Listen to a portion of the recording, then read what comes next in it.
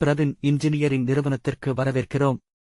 இன்று ஒரு சிறிய மற்றும் சக்தி வாய்ந்த நீராவி ஜெனரேட்டரை ஆராய்வோம். சிப் என்றும் அழைக்கப்படும் சிறு தொழில்கள் கொதிகலன்.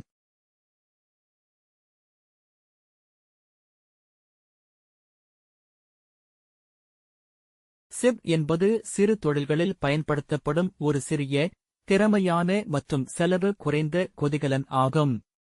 இது வழக்கமாக 25 லிட்டருக்கும் குறைவான நீர் வைத்திருக்கும் திறனுடன் இயங்குகிறது மற்றும் IBR விலக்கு அளிக்கப்படுகிறது.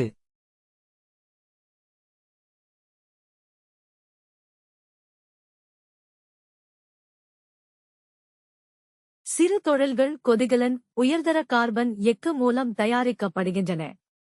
இது பராமரிக்க எளிதானது மற்றும் செயல்பட பாதுகாப்பானது.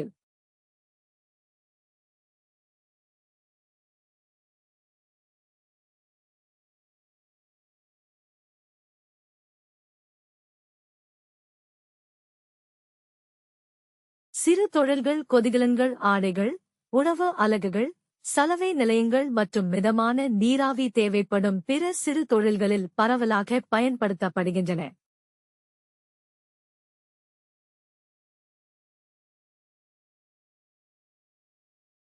சிப் கொதிகலன்கள் இடத்தை மிச்சப்படுத்துகின்றன, செலவை குறைக்கின்றன, மேலும் IBR ஆவணங்கள் தேவையில்லை. அதனால்தான் அவை விரைவான செயல்பாடுகளுக்கு ஏற்றவை.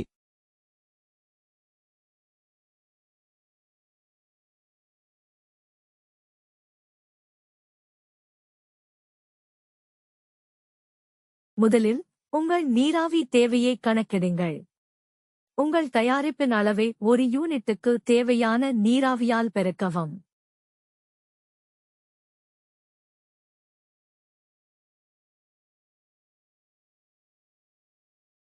உங்கள் உண்மையான நீராவி தேவையை விட சற்று பெரிய கொதிகலனை எப்போதும் தேர்வு செய்யவும். சுமார் 10 முதல் 20% கூடுதலாக.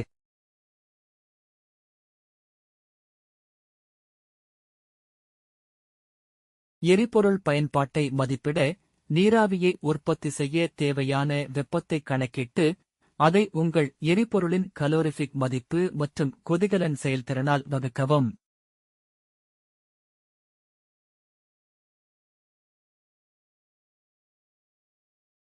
IBR ஒப்புதலை தவிர்க்க, உங்கள் சிப் கொதிகலனின் மொத்த நீர் வைத்திருக்கும் திறன் 25 லிட்டருக்கும் குறைவாக இருப்பதை உறுதி செய்யவும்.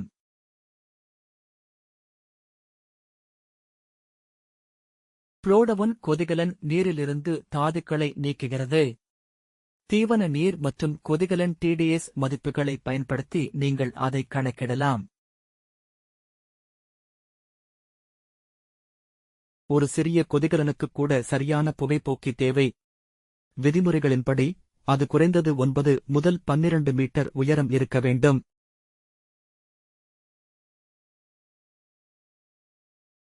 இந்த அடிப்படை கணக்கீடுகள் உங்கள் சிப் அதாவது சிறு தொழில்கள் கொதிகலன் பாதுகாப்பாகவும், திறமையாகவும், இணக்கமாகவும் இயங்குவதை உறுதி செய்ய உதவுகின்றன.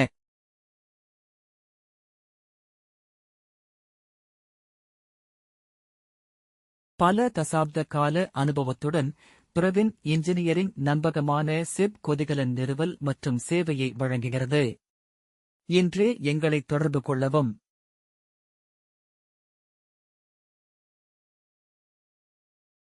பார்த்ததற்கு நன்றி.